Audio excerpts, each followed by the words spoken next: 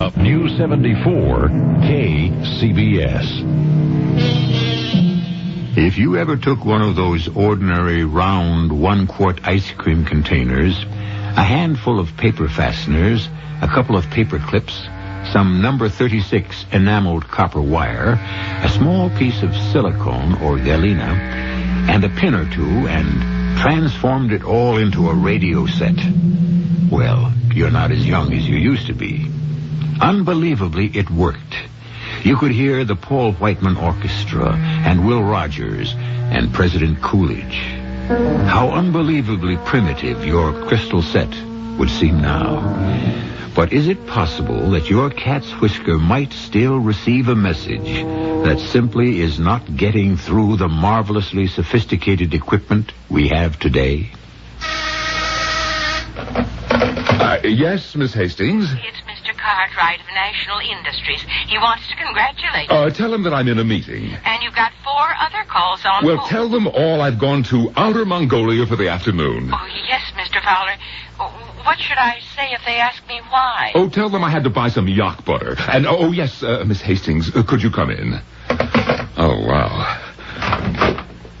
Now, Miss Hastings, would you mind retyping this letter? It's not very long. I've marked the words that aren't spelled right. Oh, Mr. Fowler, it's not that I spell them wrong. It's just that I leave out the E in all words that have an I and an E. I write receive and believe. I don't know why I do that. Well, maybe we better send you to a psychiatrist. Oh, I'd be afraid to talk to one of those people. Mr. Fowler, now that you'll become president of the company, will you need me anymore? Miss Hastings, what kind of question is that? Well, I thought you'd want a new secretary. Somebody who looks like she might be a secretary to the president. Miss Hastings, for 24 years we've been a team. When I get promoted, you get promoted. Now what's it doing outside? Well, Mr. Davis would like to see you. Oh, Arthur, send him in. Yes, sir. And remember, Miss Hastings, I before E, except after C. Hi, Bert. Busy? What is this, Arthur? You feel you have to be announced now? I don't become president until tomorrow. Yes, tomorrow. Yes, and even then, I'll probably still be the same sweet, lovable Bert Fowler. Now, what's your problem, Arthur? Problem? Who says I have a problem? Well, you look like a man with a problem. Do I? Well, how are things, Bert? Well, now that you've deftly changed the subject, I may add I'm being swamped with requests for my bio. Well, 2 of them, anyhow. Why not? You're a famous man. I will be after tomorrow. Tomorrow? Yes, I knew it would happen one day. I said it 25 years ago. Remember, Arthur? Do you remember 25 years ago? Remember what? Oh, you don't have a sentimental bone in your body. Oh, now, how can you say that? I'm paying alimony to 2 wives. We both came here the same week, didn't we? 2 raw youngsters just out of college. And we did pretty well. Bert. Yes, Arthur, what is it? Well, I guess there's only one way to say this. You're not going to be made president of this company. What? But I'm not? The board of directors met last week. The decision was made to name Ron Anderson. Ron Anderson? Oh, you can't be serious. Now, the board wanted me to break the news to cushion the shock. Oh, I see. Because we're old friends. Oh, it's quite perceptive and sensitive. Everybody agrees that you're entitled to greater recognition and well, a special title will be created for you. But it won't be the title I deserve, president. And more money, a lot more money, stock options, bonuses. Yes, thank you, Arthur. Now, excuse me. Yes, Mr. Fowler? Take a letter, please. My personal stationery. Today's date. To the chairman of the board. Dear Frank, please accept my resignation, effective immediately. I'll sign it the moment you've finished. But you can't do it. I've just done it. Now listen to me. Please don't. Just please. Mr. Fowler, did I just hear you say that? No, now, Miss Hastings, now please go back to your desk. I want that typed immediately. Don't you type one word. Now everything's going to be just fine. You just go out to your desk, Miss Hastings. Now, Bert. The board of directors. There was no board of directors 25 years ago. Huh. How high and mighty we've become. We now have a board of directors. Just calm down. I walked into this company 25 years ago, and it was going down for the third time. This pathetic little 2x4 fly-by-night. But you have to realize... Whose ideas turned this company around? Yours. Whose designs made the difference? Yours. Nobody denies that, Bert, but times have changed, and you don't have the right image for the president of the company. Oh, really? Let's talk about images, shall we? Who worked out the circuit that enables this company to create the world's best image on a screen? It's a new ball game. Well, if it is, you can play it. You represent the past. Bert, you're too old. What? At 53, I'm too old? No, it's the way you dress and the way you cut your hair and the way you impress people. You're just... Well, I guess the only way I can put it is that you're just too World War II-ish. Whereas Ronnie Anderson... Ronnie Anderson is an idiot. No, he's not really an idiot. It's just that he talks their language. Whose language? The language of the people who pull the buying strings today. It's the accent on youth. And he sports that long hair, and he wears clothes that are called mod or whatever. And well, he's just that fresh, bright, vibrant image the board thinks that this company needs. But he doesn't know one end of a receiver from the other. He doesn't have to, Bert. The engineers don't run companies anymore. You know that. It's all in the hands of the marketing people. Well, if you'll excuse me, Arthur, I'd like to clear my desk and go home. Where are you going? You heard me. I said I'm going home. Are you? Tell me, Bert. Where's home? Where's home? It's here. And what's home? This company. It has been your wife, your kids. What else do you have? Will you excuse me, Arthur? You gave everything to this company. The company is all you have to show for your life. You can't leave it. The company's leaving me, Arthur. Ronnie Anderson is a temporary madness that's come over the company. Oh, Ronnie Anderson. Who says God has no sense of humor? You want to go to lunch? Well, Ronnie Anderson's invited everybody to be his guest in the penthouse. I have a previous engagement. Look, why don't you go and score some points? That was a low blow. I'll see you later, Bert. Yeah. Yes, sir? Miss Hastings, call the garage. I want my car brought around to the front of the building. Yes, sir. And what are you doing now? Well, I was supposed to send out copies of your bio. I think we can forget all that till it's time for my obituary. I'll take you for a ride in the country. Me, Mr. Fowler?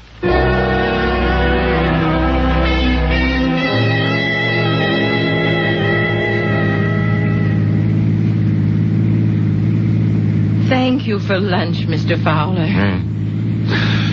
Isn't it a beautiful day? Oh, I can't remember ever doing anything like this before. Anything like what, Miss Hastings? Oh, driving out in the country during the middle of a working day. Oh, the woods are so beautiful. Yes.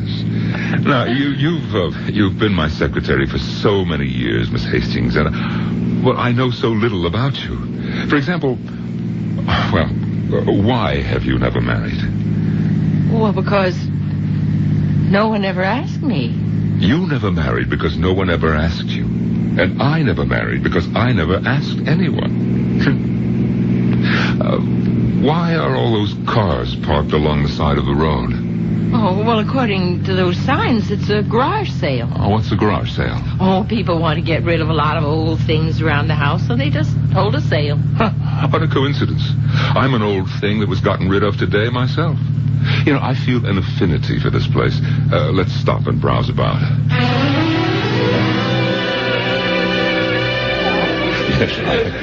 Oh, my. I've never seen so much junk. Oh, usually you see some old books and pictures. You see that stuff over there, Miss Hastings? It's typical of what you'd see in a home about, 50 years ago. Look, there's an old, broken-down, wind-up phonograph, a clothes dummy, a coffee grinder, and Mr. Fowler? Mr. Fowler, are you all right? No. Oh, no, it can't be. Mr. Fowler, you're so pale. But it's mine. Mr. Fowler, something's wrong. Miss Hastings, do you see that thing on the table? It looks like a round container with some wire wrapped around Oh, it. yes. See what price is marked on it, Oh, there isn't any. Oh, the woman at the gate. Ask her how much she wants. Oh, Mr. Fowler, you're shaking. Are you ill? No.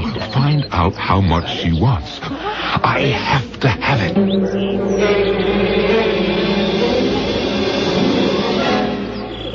$1. $1? Well, I'd have given her 1,000. Well, now it's yours. It was always mine. Mr. Fowler, are you saying you once owned this, whatever it is, and now, by I don't know what kind of coincidence, you just came across it again? What do you think this is, Miss Hastings? I couldn't tell you. It's a radio. A radio? Well, it looks more like a carton for ice cream or sauerkraut. This was my first design. My very first design. You designed this, Mr. Fowler? My first design. My first prize. There was a magazine called American Youth, and it offered a prize for the best and most simple design for a crystal set. And, well, I submitted this one, and I won.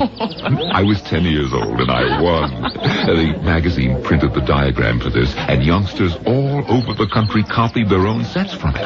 Just think about it. More than 40 years ago, a kid who lived in this house made this radio from my design. Oh, I still remember the prize. Oh, a gold medal. And on it was inscribed, "To Bertram Fowler, a great scientist of the future." And it came true. You are a great scientist. No, I never became a scientist. I just tinkered around with gadgets. Do you mean a thing like this could actually work? Oh, sure. Look, put on the earphones. Well, now, wouldn't it need a new battery? No battery, no electricity. It works by itself. Oh. You see, it's just a coil of wire, a crystal detector, which is made of silicon or galena. Let's see, we need an aerial. Oh, we can use the metal clothesline the lady has stretched in her yard. Oh, this will be fine. Now listen through those earphones. Right. Now, what do you hear? Anything? Oh, yeah, I do hear a kind of scratchy noise. Wait. Music. Yeah, I think I hear music. Clearly? Well, listen for yourself. Yes. May I have those earphones?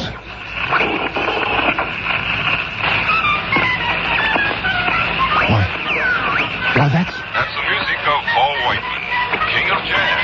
It has been brought to you from the Grand Ballroom of the Ritz-Carlton Hotel in New York Paul City. Whiteman. Well, it's not possible. And now for the news. President Coolidge said today that he will call for a 3-hour naval conference in Geneva, Switzerland, to be attended by Mr. Fowler, what's wrong? Oh, somebody help me. We need a doctor. Please. Oh, Mr. Fowler, don't faint. Anyone would have a right to pass out if he tunes in the news and he gets the bad news of 1927. But why is he picking up that kind of news and that kind of music now? What kind of radio set did our friend Bert Fowler design anyhow? I'll be back shortly with Act 2. There's always news and more on 74 KCBS. I shot an arrow into the air. It fell to earth, I know not where, said Mr. Longfellow. But the fact of the matter is, the arrow did fall, finally, to the earth. There is evidently then a significant difference between arrows and words. When you shoot or utter or discharge, however you want to put it, a word into the air, apparently it never falls to earth again. It enters the ether and stays there forever. Or does it? How else may we account for the fact that Bert Fowler is now hearing words that entered the airwaves more than 45 years ago? You say that you heard an actual Paul Whiteman broadcast. And I heard a news broadcast, which could only have been made in 1927. Why? Because it was about the conference to restrict the number of battleships. Mm-hmm. It was called by President Coolidge. You've heard of him. Yes. And you heard all this on that, that ice cream carton? This ice cream carton is actually a variable inductance tuning coil, a crystal detector, and... look, Doctor, I don't want to get into anything here. I know what I heard. Well, when Miss Hastings brought you here to my office, she said that you'd had a very shattering experience earlier in the day in your business affairs. Yeah, you could say that. Well, that was one shock to your system. And then you encountered this radio, which was made from a prize-winning design of yours. Now, you were only a child at the time, so that's a second shock. All right, but what does all this have to do with what I heard? Well, the present has suddenly become unbearable. And you're escaping back into a beautiful and promising past? Now, what you're saying is that for one reason or another, I imagined all this, Well, yes, that's what it comes to, Mr. Fowler. Listen, I put on these earphones. I scratched that crystal with the cat's whisker. All I got was static. Mm-hmm. Doctor, am I okay otherwise? Oh, you check out first rate. Hey, listen. Let me know if you raise any more of that 20s jazz, huh?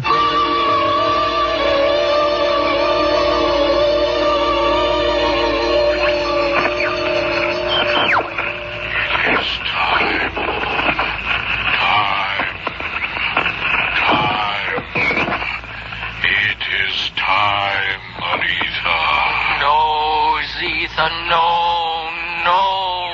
please.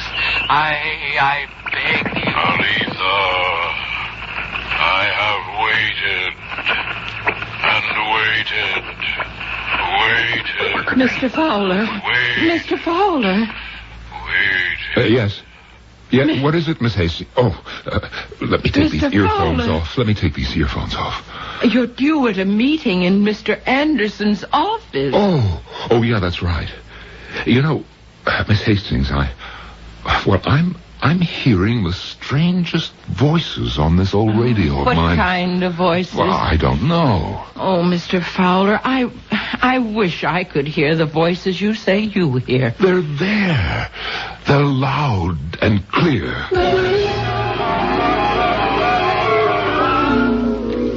Bert, we're no longer competitive. There's not a company in the world that can match our quality, Ron. Yeah, but we've got to cut costs. We can't. You mean you can't? If you know someone who can produce this quality for less money, well, I'll step aside. How about less quality? There goes the reputation of this company. Well, don't you worry about our reputation. I have to. I created it. Why didn't you resign, Bert? You know, I'd have resigned if they'd named you president. That would be the easy way out. Well, you'll simply have to find some shortcuts. If you put us back with the rest of the pack, why should people buy our product? That's my job, marketing. You turn it out, I sell it. Just like that, huh? You're not keeping up with the current market.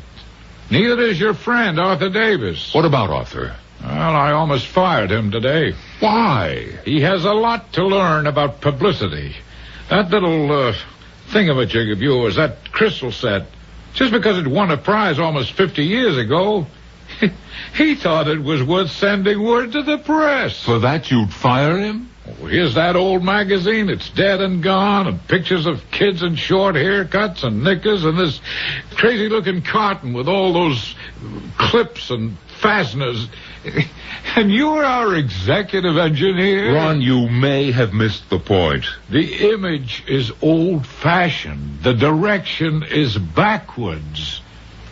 Nobody cares about yesterday, Bert.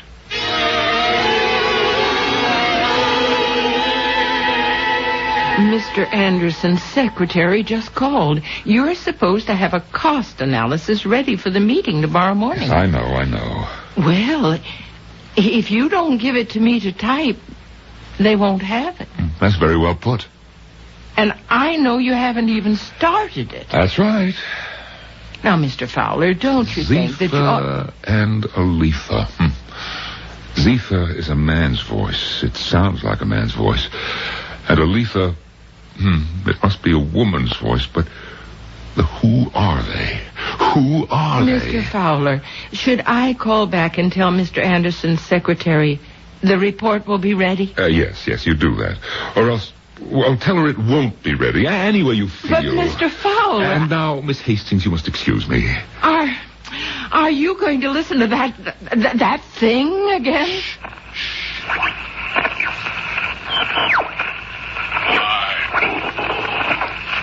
It's time, Marita. No, Zeta, give them a chance. How many chances? How many? One more. You say one more. I give one more. Then they do something even more frightful.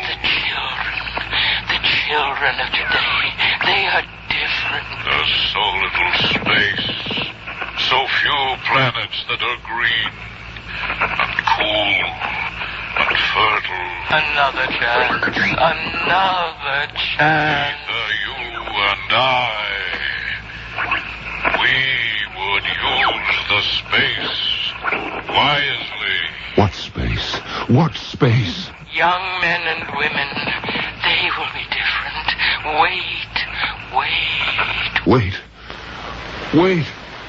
Wait for what? Mr. Fowler, are you all right? What? Why, what's the matter? Oh, you've been shouting, wait. Wait for what? Oh? Have I? Now, Mr. Fowler, ever since you came across that thing... You look at it as if it's some sort of poisonous snake. It's really a very primitive device. And it gave so many children in less affluent times a wonderful creative outlet. Hey, wait, the children. The creative children. Are they the ones Zephyr and Aletha were talking now, about? Mr. Fowler, you have to go upstairs to that meeting. They have been phoning for you. Oh, yes, the meeting.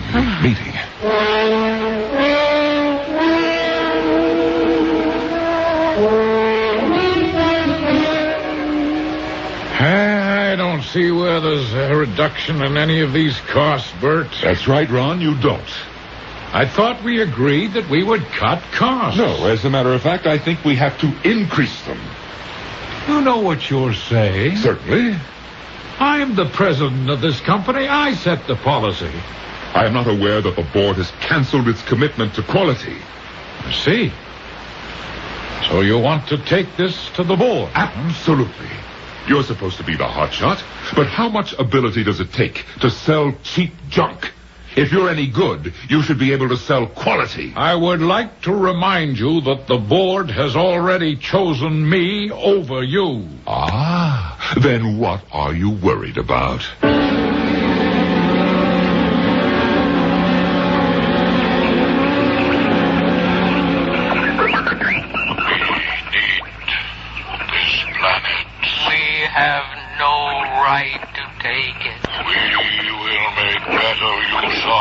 But it is theirs. It is theirs. They will destroy it. No, the children growing up today, those children will save it. These are the children who will destroy it. Give them a little more time. How much? A little more. Just a little more. We have to stop. Do you hear, Miss Hastings? We have to stop.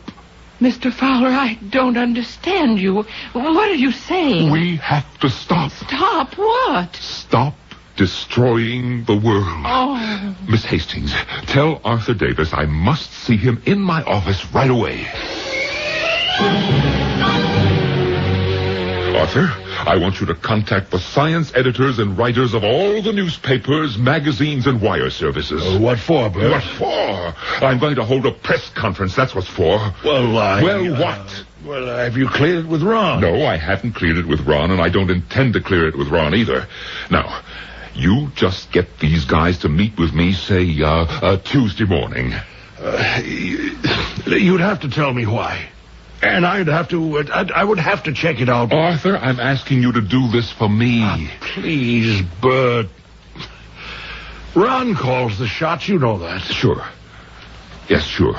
Okay, Arthur, I'm sorry that I asked. Look, Bert, I am on your side, but you understand my position. Oh, absolutely. And so why don't you leave before we both burst into tears? Yes, sir? Miss Hastings, call the scientific editors of all the newspapers, magazines, networks, wire services, and tell them I'm having a press conference on Tuesday morning at 10. Oh, but that's Mr. Davis's job. I know, but he needs some help.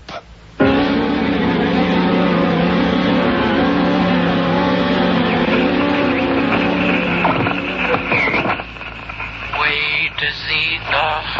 I beg you, wait.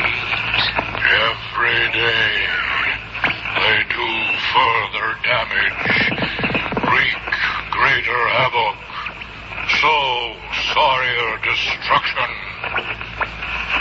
Soon, it will be too late. Give them just a little more time.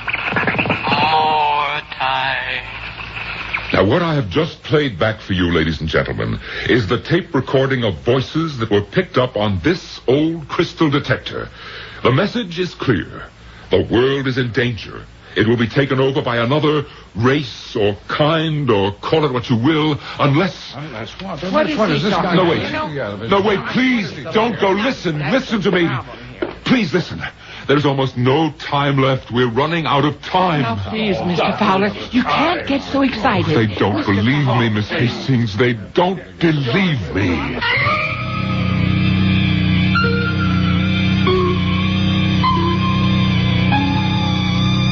Well, do you believe him? The air of the night is filled with voices, and not all of them are heard by everyone. It is said that some men hear the rhythm of a different drummer. What about the rest of us? If we do not hear that drummer, does that mean he doesn't exist? Right now, all we're sure of is this. You exist, and I exist. And I shall return in just a few moments with Act 3. Now back to Mystery Theater on News 74 KCBS. Easygoing, amiable Bert Fowler is suddenly cast, or he seems to have cast himself, in the role of a prophet of doom. A role that is certainly alien to his nature, but one that he seems powerless to reject. Prophets of doom, historically, don't do very well. Indeed, most of them come to a rather unfortunate end. Is this the fate that awaits our Bert Fowler? Gentlemen, this meeting was called originally to acquaint this board with some fundamental policy differences between Bert Fowler and me. But that is insignificant now. Anyone who has read the papers, who has seen or heard the news broadcasts, is aware of the fact that Bert Fowler has made this company a laughingstock. You had no right to call a press conference. Gentlemen, please listen to me. We must put a stop to this. Put a stop to what? Put a stop to this exclusive pursuit of our own private interests. And what does that mean, Bert? We are in danger. Of what? Of running out of time to save ourselves. From whom? Well, from whom? It's here. You can hear it on this crystal detector. Look, Bert, all of us have clamped on those earphones. All of us have humored The you. voices are there. The voices are clear. And so I can only conclude that you do not wish to hear them. Gentlemen, I recommend we relieve Bert of his duties as chief of engineering and design and retire him on his very generous pension. Now listen, we have to devote ourselves to peace, to the betterment of the... Bert, you're out of order. Now, why don't you just leave quietly? Take your hands off of me. Bert, for your own good. I said take your hands off of me.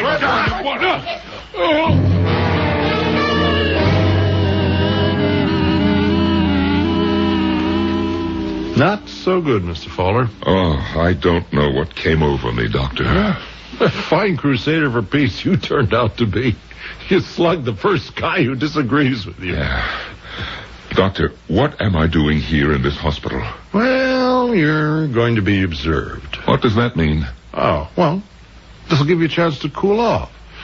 I will write a high-sounding report filled with all kinds of technical statements that no layman could understand and no two doctors would agree on. I do hear these voices. Yes, of course. Then you admit they exist. I agree that you hear them. Oh, Doctor, what am I going to do? Face reality. What I hear is real. Well, there are many realities. And the problem is, you have to get along with the one that's popular. Now, the voices you hear are your voices, Mr. Fowler. They remind you of a happier time. I am not talking about the news and the music. I mean Zephyr and Aletha. Ah, Aletha and Zephyr. Yes, A to Z. See, that's how you see your life. It's completely fouled up. It's no wife, no kids, no real fame. You know, it's a brilliant potential that was never realized. That's how you account for it. Bert, I'm on your side. I think the whole thing is absolutely wild. According to Aletha and Zephyr, the young people of my generation should have turned things around. I guess we only made them worse. How about your generation, Doctor? Well, we make a lot of noise, but we'll get older, too. But, Doctor, if we do nothing, the world will come to an end. You want to know what I think? I think the world came to an end a long time ago.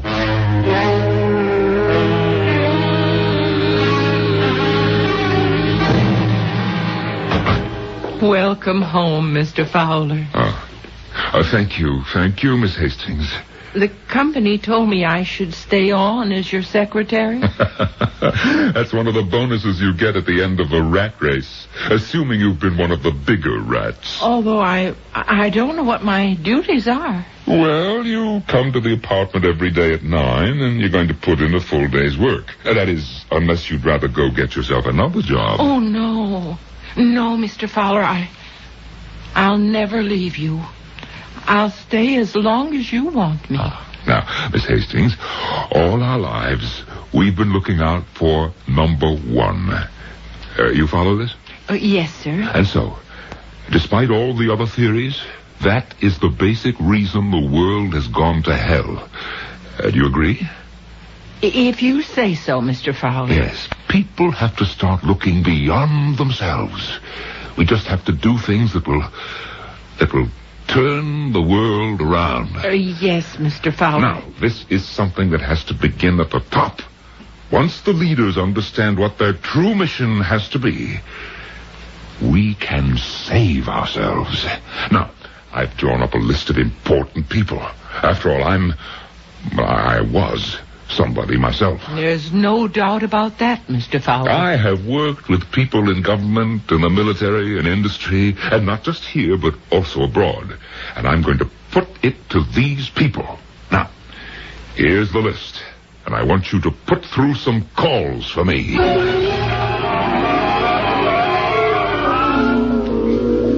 I have Admiral Chadwick on the phone, Mr. Fowler. Oh, thank you, Miss Hastings. Hello, George. You got my letter? What do you mean, what's the punchline? Well, no. No. I'm serious. We all have to unite against this new menace. We have to change our self-centered thinking. George. George, you know I'm not crazy.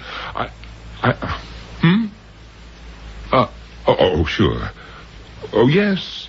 Yes, we'll get together for lunch one day. Right.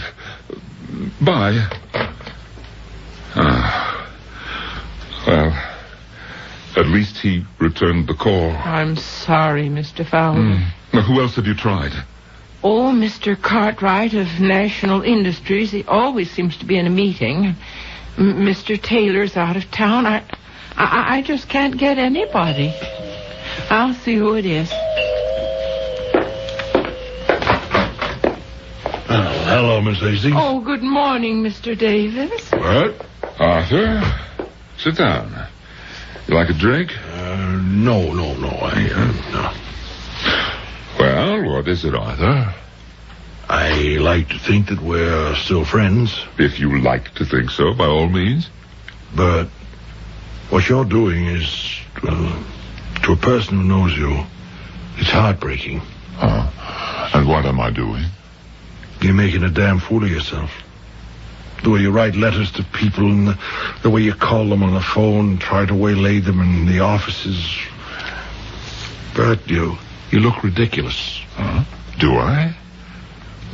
Bert, it's tragic to see you ending up like this. An eccentric, a crack brain, a nut. And besides, Yes?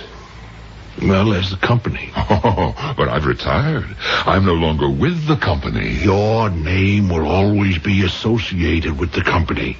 And so what you're doing is a reflection. What do you suggest I do? Oh, enjoy life. You're still comparatively young. You have plenty of money. Arthur, friend to friend, if you were me, how would you go about it? Go about what? Go about getting people to listen. Nobody wants to listen to what you have to say, Bert. I know, but how can I dramatize my message? You just answered your own question. Dramatize. Call attention to yourself somehow. Make people listen. Do something. Yes? Oh, I don't know. But something that would just explode all over the front pages. Oh, yes. Thank you, Arthur. But I want you to know we're still friends. Oh, it's heartwarming to hear that, Arthur. I wish you'd forget about those voices. But how can I forget? I hear them so clearly. Now listen, put the earphones on. I tried, but I just can't hear. Or you don't want to.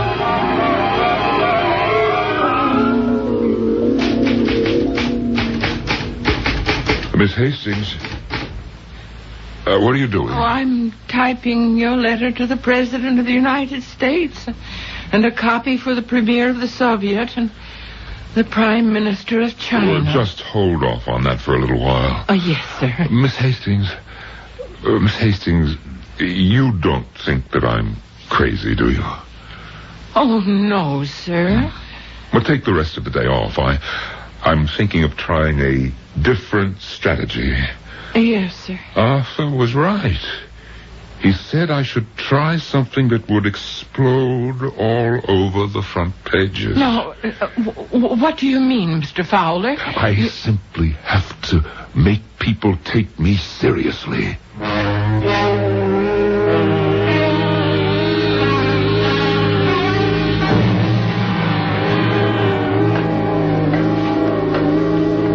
Who's that? What, Bert? It's you. Yes, Ron. It's me. What are you doing here? Oh, I got lonesome for the place. I thought I'd come by for a little visit. At 10 o'clock at night? Well, you're still here, Ron. Wait, what have you got in that valise? What do you think I've got? I'm going to call a security guard. I just saw him.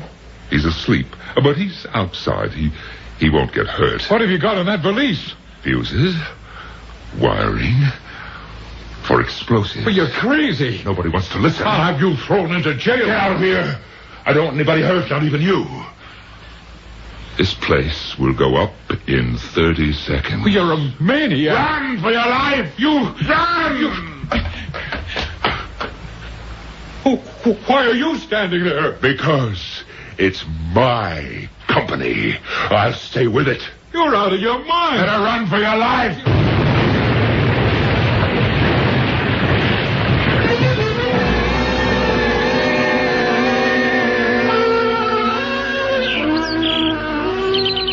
How is he this morning, Miss Hastings? Oh, he seems to be fine, Doctor. And where's the crystal set? Oh, he hasn't asked for it since I don't think he even remembers it. Oh.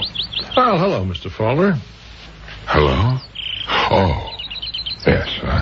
Hello, Doctor. Yeah. They treating you okay? Oh, just fine. Good. Between you and me, Bert, is that what it was all about? I mean, you were so completely upset at not being made president that you just blew up the company for revenge? I don't know what you're talking about. Well, you're lucky to be alive. How you survived that explosion just defies all explanation. Oh, she can explain it. Miss Hastings? Oh, that's not her name. No, her name is Aletha. Aletha. And she loves me. Oh. You love me, don't you, Aletha? Yes, I love you. Because she loves me. That's the reason the world is still ours. She doesn't want me to be destroyed with everyone else. Oh. Well, all right. Do you understand, Doctor? I tried. Yes, but no one wanted to listen. And the world will only last as long as I live. And afterwards? Zephyr and Aletha will take it for their own people. Isn't that so, Aletha? Yes. Yes, Mr. Fowler. That's so. Well, I guess it's up to me to keep you alive for a long, long time, Mr. Fowler. Oh, thank you. Thank you, Doctor. I want to stay with her as long as I can, because I love her. I always loved her.